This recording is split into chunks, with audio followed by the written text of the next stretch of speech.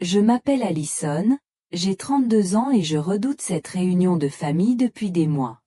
Mes frères et sœurs ont toujours le don de me rabaisser avec leurs remarques subtiles sur mon mode de vie frugal.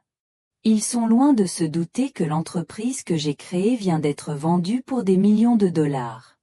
J'ai choisi de conduire une vieille voiture de 10 ans et de vivre simplement, car je n'ai jamais laissé les biens matériels définir ma valeur.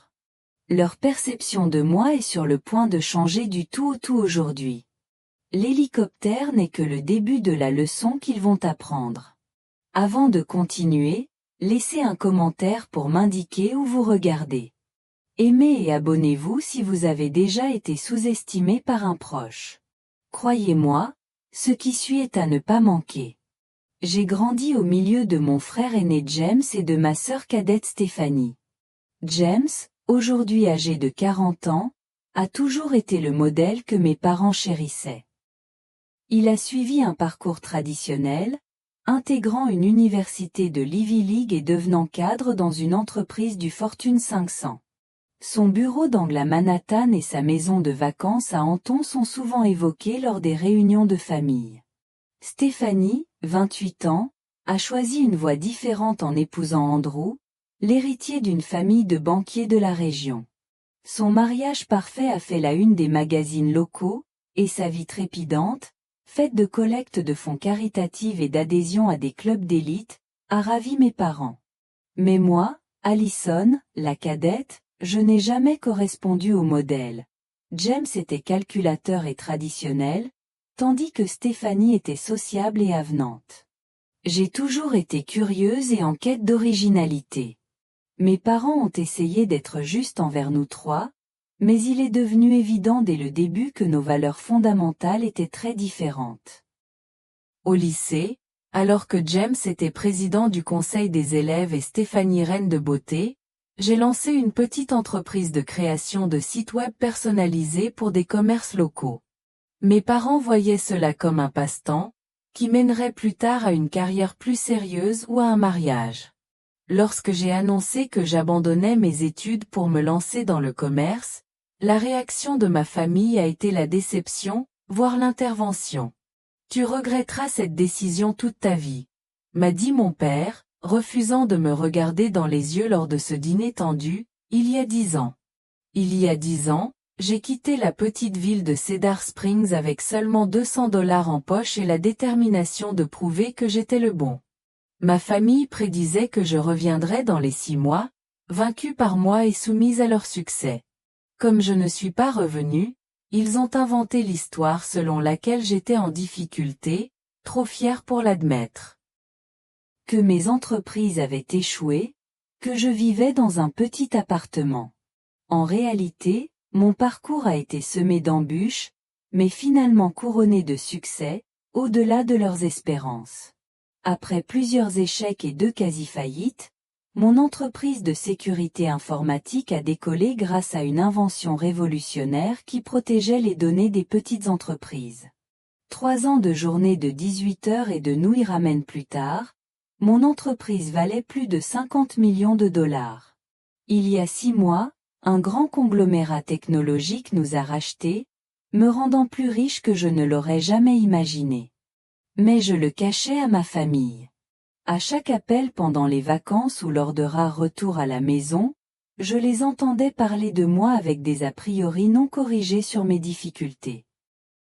Quand James me demandait si j'avais besoin d'aide pour payer le loyer, ou que Stéphanie me proposait des vêtements de créateur d'occasion, je la remerciais simplement et changeais de sujet.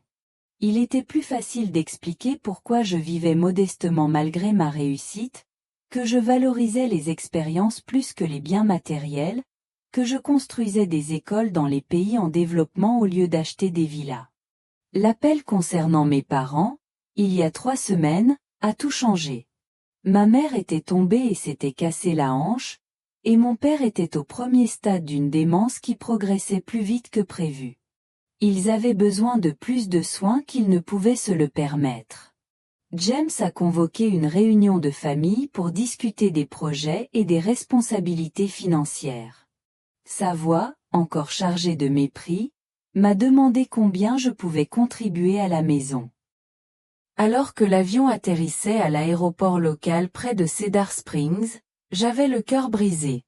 Pendant des années, j'avais gardé une distance émotionnelle pour éviter d'être blessé par des jugements superficiels, construisant une carrière et des relations qui me valorisaient pour ma personnalité et mes idées, et non pour mon statut social. Mais la famille a toujours fait redevenir enfant, même l'aîné. Serait-ce le moment de révéler la vérité sur ma réussite? Ou devrais-je encore me défendre contre la réaction, la surprise et le changement dans ma relation de longue date? À l'atterrissage, j'étais encore indécise. Mes parents avaient besoin d'aide, et j'étais prête à subvenir à leurs besoins avec mon argent. Mais mes frères et sœurs n'en avaient aucune idée, et cette rencontre promettait une nouvelle vague de jugements superficiels. J'ai serré mon sac, me préparant à plonger dans le chaos des attentes et des préjugés. Le matin du départ, je me suis retrouvée devant le placard de mon appartement du centre-ville, choisissant délibérément la tenue la plus simple possible. Un jean délavé, un pull fin troué aux poignets et des baskets tout aussi usées. Mon assistante, Margot, m'a regardé avec surprise lorsque j'ai préparé un vieux sac marin au lieu d'une valise élégante. Vous avez 50 millions de dollars et vous vous habillez comme une étudiante qui rentre chez elle, a-t-elle dit, tenant son agenda. J'ai pris un vol en classe affaires, pas en classe privée, parce que c'est ce qu'ils pensent que je devrais faire, ai-je répondu en attachant mes cheveux en une simple queue de cheval. Ils ont une image de moi, et je ne suis pas prête à la changer. Pendant le vol, je me suis demandé pourquoi je gardais mon déguisement. En vérité, j'aimais me sentir ignorée. Dans le monde des affaires, ceux qui me sous-estimaient en révélaient souvent plus qu'ils ne le pensaient, me donnant ainsi un atout de négociation. Avec ma famille, ils n'attendaient pas grand-chose, donc je n'avais pas à m'expliquer ni à me justifier. Mais il y avait une raison plus profonde, que je m'avouais rarement. L'évaluation m'avait profondément blessée. Lorsque j'ai quitté la maison, les commentaires méprisants avaient anéanti mes rêves plus que je ne l'aurais cru. Chaque insulte, chaque suggestion de me marier ou d'accepter un emploi de bureau, avait érigé un mur autour de moi. Ton problème, Allison, c'est que tu es trop irréaliste, m'avait dit mon frère à Noël dernier. Certains sont nés pour diriger et innover, d'autres pour suivre. Il n'y a rien de mal à accepter ses limites. Je suis sortie ce soir-là, faisant semblant d'être au téléphone pour cacher mes larmes. Ironiquement, je venais de signer un contrat pour l'expansion internationale de l'entreprise, l'équipe fêtait ça avec du champagne, tandis que je rentrais en avion sous le mépris de ma famille.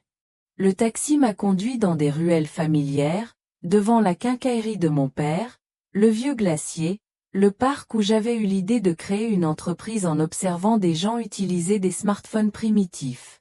Tout cela était petit comparé au monde dans lequel je vivais. Quand le taxi s'est arrêté devant la maison, j'étais envahi par la nostalgie et l'anxiété. La maison à 2 étages était encore blanche avec ses fenêtres bleues, son toit neuf, l'érable sur lequel je grimpais, le jardin fleuri que ma mère entretenait à chaque pas. J'avais l'impression d'être redevenue une enfant, montant les escaliers en courant avec mon bulletin scolaire ou mes dessins pour recevoir cette reconnaissance dont je me lassais rarement. J'ai payé le chauffeur, pris une grande inspiration et me suis dirigé vers la porte. Avant que je puisse frapper, James m'a ouvert, vêtu d'un pull en cachemire et d'un pantalon repassé, même s'il disait se reposer. Je pensais que tu serais là depuis longtemps. L'avion avait du retard ou tu as dû prendre un bus depuis l'aéroport. Il m'a regardé d'un air détaché, avec un sourire entendu. Tu vas bien ? Ai-je demandé froidement en le serrant dans ses bras, mais il a répondu sèchement. L'avion s'est bien passé. Comment vont papa et maman ? Au mieux de sa forme. James prit mon vieux sac de voyage avec un air de pitié et de suffisance. Il me dit qu'il était là depuis hier pour tout préparer. Stéphanie et Andrew arriveraient demain matin. Mon ancienne chambre était toujours la même. Je le suivis à l'intérieur, l'écoutant poursuivre, tel un organisateur hors pair. Je sais que tu dois avoir des difficultés financières puisque tu es au chômage. Si tu as besoin d'aide, dis-le-moi. Je sais que c'est dur de travailler. D'autres signes subtils indiquaient que j'étais à court d'argent. Je me contentais de hocher la tête pour le remercier, continuant à jouer le rôle du fils oublié dans ce drame familial. Papa dormait profondément dans le fauteuil, visiblement plus maigre et les cheveux grisonnants. Maman cuisinait, ses mouvements étaient entravés par l'opération, mais ses yeux s'illuminèrent en me voyant. Allison, ma chérie, tu as l'air en forme. Manges-tu suffisamment? Si tu as des difficultés, appelle-moi et je t'aiderai à acheter à manger. Je répondis doucement. Je vais bien. Parle-moi de ta convalescence. Qu'a dit le médecin? James se tenait à côté de moi, dominant la conversation avec son jargon médical et recherchait des options de traitement. Il avait préparé un dossier détaillant les maisons de retraite, les coûts et les notes de qualité. Son organisation était impressionnante, mais elle ignorait mon rôle de frère raté qui ne pouvait pas apporter une contribution significative. Nous en discuterons en détail lors de la réunion de demain, dit James en clôturant le dossier. Les bons soins coûtent cher. Il insista sur le coût, me rappelant ma capacité limitée à contribuer. J'acquiesçai, sachant que mon compte offshore était largement suffisant pour subvenir aux besoins de mes parents jusqu'à la fin de leur jour, et largement suffisant pour d'autres projets. Mais ce soir, ce n'était pas le moment de le révéler. Je devais d'abord voir comment ils allaient se comporter. Ce soir-là, maman a insisté pour préparer le dîner, malgré sa lenteur. J'ai proposé de cuisiner, mais James avait commandé à emporter. C'était un rappel conscient que ce que j'avais fait n'était tout simplement pas suffisant. Le dîner était un vrai délice, avec du poulet rôti, de la purée de pommes de terre à l'ail, des légumes frais et une délicieuse miche de pain dont maman ne cessait de vanter les mérites. Ça a dû coûter cher. James est toujours généreux, a-t-elle dit. James a répondu modestement. Ce n'est pas si mal, l'entreprise a juste fait un bon trimestre. Il y a des moments où on a besoin de se retrouver en famille. La sonnette a retenti alors que nous étions sur le point de manger. Stéphanie a fait irruption, sac de créateur à la main, habillée comme si elle sortait tout droit d'un magazine. Elle a serré maman dans ses bras et a commencé à distribuer des cadeaux. Du scotch pour papa, un foulard en soie pour maman, un sac en cuir pour James, et enfin un petit sac contenant une carte cadeau pour une boutique de vêtements milieu de gamme. La dernière fois que j'ai vu ta garde-robe était un peu usée, achète-toi quelque chose de neuf, a-t-elle dit avec une inquiétude fraternelle. Je l'ai pris, je l'ai mis dans ma poche en silence, n'acceptant pas l'implication que je devais trouver un emploi. Le dîner tournait autour des réussites de mes frères et sœurs. James a obtenu une promotion, Stéphanie a organisé une collecte de fonds, Andrew a gagné un tournoi de golf dans un club d'amis. Quand ils parlaient de moi, leur voix était toujours douce et inquisitrice. Et toi? De la conception, en quelque sorte, ai-je répondu vaguement. Je fais encore un peu de freelance. James a ajouté, je connais des gens qui ont besoin de créer des sites web basiques, c'est mieux que de travailler en freelance. J'ai ravalé ma fierté en omettant de mentionner que mon contrat avait été évalué à 50 millions de dollars. Papa a parlé de mon logement. Tu vis toujours dans un appartement exigu avec des voisins bruyants. J'avais déménagé 3 fois, j'étais propriétaire d'un penthouse avec vue sur un parc, mais je ne voulais pas qu'il le sache encore. Mon appartement est bien, ai-je dit. Comment ça, bien? Stéphanie et Harry. Avant, j'achetais des céréales de marque plutôt que des céréales de marque. Tout le monde a ri de ma simplicité. Quand est venu le moment pour la famille de discuter de la garde de leurs parents, James a endossé le rôle de PDG, énumérant les options coûteuses. Avec Stéphanie et Andrew, Ils ont essayé de répartir les coûts, tout en me considérant comme une étrangère. Le coût élevé des soins fit soupirer maman après la dernière diapositive. Andrew, le banquier, calcula rapidement la répartition financière. James et Stéphanie paieraient 85%, ma part ne serait que de 15%, soit l'équivalent de $1200 par mois. Ils firent semblant d'être perplexes, attendant une réponse pour savoir s'ils pouvaient se le permettre ou non. Stéphanie leur rappela gentiment. Si c'est difficile, tu peux contribuer aux soins plutôt que de donner de l'argent. James ajouta, on peut réduire à $500. J'essaierai, on l'augmentera. J'étais amusée, car ils avaient décidé que je ne pouvais faire que, un peu, sans rien demander. Nous voulons juste le meilleur pour nos parents, insista Stéphanie. Oui, ceux qui peuvent payer plus devraient le faire, dit James avec son dédain habituel. Papa m'a soudain demandé si j'avais toujours un emploi stable, me rappelant ma situation instable, d'avant. James a sursauté et m'a proposé un poste de marketing mal payé dans son entreprise. Un vrai travail t'apporterait plus de stabilité qu'un travail en freelance, a dit James, et Stéphanie a acquiescé d'un signe de tête. Je l'ai remercié, mais j'ai insisté, je suis satisfait de ma situation actuelle. James et Stéphanie ont répété les stéréotypes sur la sécurité et la stabilité. Ils pensaient même que j'étais chez des amis, parce que je n'invitais personne chez eux, ce que je n'ai jamais mentionné. L'assistante et la femme de ménage qui vivaient avec moi ne comptaient pas. Ils ont supposé que je n'avais pas de voiture parce que je prenais un taxi pour l'aéroport, et j'ai répondu « J'en ai une bonne ». Maman m'a défendu, me qualifiant des « esprits libres », et James a dit que cette « philosophie simpliste » était futile si on n'avait pas d'argent. À ce stade, je n'ai plus pu me retenir. Toute la fierté et l'obsession de 10 ans d'isolement et d'incompréhension ont éclaté. Andrew a abordé la question des finances. Alors, le nouvel établissement de soins est à toi. J'ai montré les documents pour prouver que c'était vrai, la Westbrook Senior Health Foundation, que j'avais créée après une importante levée de fonds, dispensait des soins spécialisés pour les personnes âgées souffrant de perte de mémoire. La famille était perplexe et n'en croyait pas ses oreilles. James était sceptique, Stéphanie aussi, maman était sous le choc, puis s'est évanouie. Le bruit d'un hélicoptère retentit dans la cour, et tout le monde se retourna, surpris. J'ai souri et annoncé, c'est mon véhicule. Le pilote m'a fait signe. Maman s'est évanouie sous le choc, papa est resté là, hébété, Stéphanie et James sont restés silencieux. Je me suis retournée et j'ai dit à maman.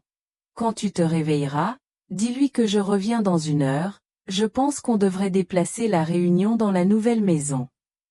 Au même moment, l'hélicoptère a décollé, m'emportant loin de l'ancienne maison. Avec l'impression de revoir ma maison miniature, je me suis assis sur le fauteuil en cuir souple, attendant la réaction de ma famille. En atterrissant, j'ai aperçu les 12 hectares que j'avais achetés 6 mois plus tôt, où j'avais construit une demeure historique de 10 chambres avec héliport et commodité. Je l'avais acheté pour investir et renouer une relation basée sur ce que j'avais construit, et non sur leurs attentes. Margot, mon assistante de longue date, avait tout préparé pour le lendemain, y compris le déjeuner du chef Thomas, le salon des invités et les dossiers familiaux que j'avais demandés. Je les remerciai en silence. Un appel du pilote annonça qu'il allait emmener la famille. Maman serrait son sac, sur la défensive, papa observait la scène avec attention, James et Stéphanie étaient stupéfaits. Seul Andrew se remit plus vite, peut-être que son sens financier l'avait aidé à calculer rapidement la valeur. Les accueillant dans la villa, je saluai maman, c'est ta maison. Mon père se demanda. Depuis combien de temps cette maison est-elle là? Est-ce le bureau régional de ta filiale? Je leur fis visiter le luxueux salon aux baies vitrées donnant sur le lac et le jardin.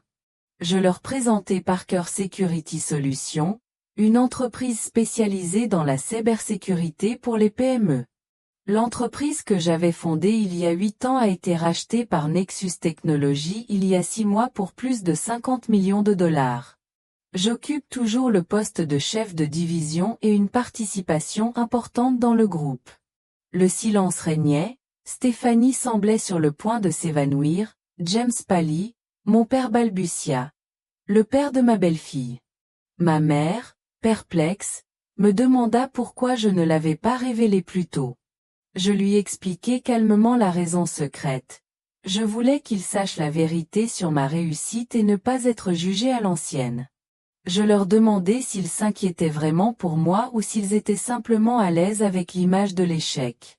Stéphanie rougit au souvenir de la carte cadeau pour les vêtements, mais je chassai cette fausse inquiétude. James soupira. Je ne savais pas que tu construisais ça. Je l'ai fait par amour, pas pour que tu me contrôles ou que tu me prouves quoi que ce soit. Ma mère essuya ses larmes. Andrew a approuvé et reconnu ma fondation Westbrook pour les personnes âgées. J'ai ouvert des documents juridiques, des fonds fiduciaires et des plans de protection parentale. James et Stéphanie, pour la première fois, ont abordé la famille comme des égaux, et non comme des tuteurs et des enfants ratés. Ma mère, avec tristesse, m'a dit qu'elle n'avait jamais imaginé me faire du mal et qu'elle m'avait offert des cadeaux en guise de consolation. J'ai reconnu que chacun avait joué un rôle dans ce malentendu. Mon père, assis à côté de moi, m'a dit avec sagesse. Les systèmes familiaux sont complexes, et chacun contribue à leur schéma. Nous avons commencé à reconstruire notre relation sur des bases d'honnêteté. Malgré la gêne initiale ou le retour aux vieilles habitudes, tout le monde en avait envie. Maman racontait les bons souvenirs de notre connexion, et papa et maman étaient heureux de retrouver les 3 frères et sœurs. Stéphanie avait hâte de découvrir les commodités de la villa, et James était soulagé de ne plus avoir à gérer le chaos du retour en ville. Après un dîner raffiné préparé par un chef privé, les liens se sont renforcés. Bien sûr, il y a eu des moments difficiles. Stéphanie était contrariée que je ne lui parle pas de ma vraie vie, James n'arrivait toujours pas à se défaire de ses préjugés, et mes parents regrettaient de ne pas m'avoir davantage soutenu quand j'étais jeune. Mais il y avait aussi des rires lorsque nous parlions de notre quotidien mêlé aux aventures du développement de l'entreprise. Stéphanie admirait ma liberté lorsque je lui disais que le vol pour Tokyo pour rencontrer des investisseurs n'était pas glamour, et parfois fatigant. Conscient qu'il n'existe pas de chemin parfait vers le bonheur, James s'est exclamé.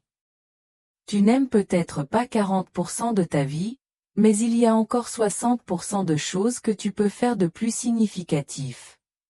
J'ai souri, jouant toujours l'optimiste. Ma famille avait radicalement changé en seulement 2 jours. Le lendemain matin, le soleil inondait la salle à manger de la villa, où un délicieux petit déjeuner composé de viennoiseries, de fruits et de café était servi. Tout le monde discutait plus librement. Maman s'est dite surprise par la fondation pour les personnes âgées que j'avais créée. Je lui ai expliqué que j'avais mené des recherches approfondies après le diagnostic de papa. Plutôt que le modèle froid des maisons de retraite, je souhaitais créer une communauté accueillante, respectueuse de la dignité et de l'indépendance. L'offre de bénévolat de Stéphanie, totalement différente des projets caritatifs auxquels elle avait participé, m'a touchée. Je lui ai dit que l'endroit avait besoin d'une personne aussi soucieuse de l'esthétique qu'elle. La famille est passée aux aspects pratiques. Le calendrier du transfert de mes parents à la fondation, les formalités administratives et comment rester en contact pendant la procédure. Nous avons pris notre première photo de famille depuis des années, souriant sincèrement. J'ai pensé à tout ce qui avait changé en moins de 48 heures. Les chaînes des préjugés et de la hiérarchie avaient été brisées, laissant place à une connexion plus authentique, quoique toujours aussi délicate. Maman a accidentellement renversé du café sur un tapis en soie coûteux et elle s'est inquiétée. Désolée, le tapis a dû coûter plus cher que notre voiture. J'ai dit doucement. Ce n'est qu'un tapis, maman. Tout le reste est remplaçable. Ce qui compte, c'est la sincérité de la relation que nous construisons. Ce soir-là, alors que chacun rentrait se reposer, je me tenais sur la terrasse à contempler le clair de lune sur le lac. James arriva avec du whisky et avoua son admiration. Tu as accompli davantage, non seulement financièrement, mais tu as aussi construit quelque chose de précieux à ta manière. Je répondis, il n'est jamais trop tard pour changer. Si 40% de ta vie actuelle t'ennuie, pourquoi ne pas viser plus haut? Il sourit et nous trinquâmes. Bien que certaines choses soient immuables, les choses précieuses valent la peine d'être tentées. Le lendemain matin, le petit déjeuner s'est poursuivi dans une ambiance détendue. Maman m'a demandé comment j'avais su que ce fonds était nécessaire. Je lui ai répondu que j'avais fait des recherches, confirmant que le modèle que j'avais créé était axé sur l'humain, et pas seulement sur l'efficacité. Stéphanie a exprimé son intérêt pour le bénévolat car elle souhaitait avoir un réel impact, et pas seulement participer à un dîner de charité. Andrew s'intéressait à l'investissement éthique pour les organisations à but non lucratif. Mes parents étaient heureux que leurs enfants aient adopté leurs valeurs. À la fin du week-end, j'ai ressenti une profonde paix. L'hélicoptère n'était plus qu'un simple véhicule, non plus un symbole de division, mais un pont de soutien pour aider mes parents à se retrouver. Ma mère m'a demandé si je comptais venir dîner dimanche prochain, et je lui ai promis. Juste en famille, ça me semble parfait. Après le départ de tous, j'ai déambulé dans la villa silencieuse, repensant au week-end. Révéler le secret du succès m'a non seulement apporté la reconnaissance, mais m'a aussi ouvert la voie à une véritable connexion avec ceux qui me connaissaient depuis le plus longtemps. La vraie richesse ne réside pas dans le luxe, mais dans des relations qui permettent d'être soi-même et d'être aimé.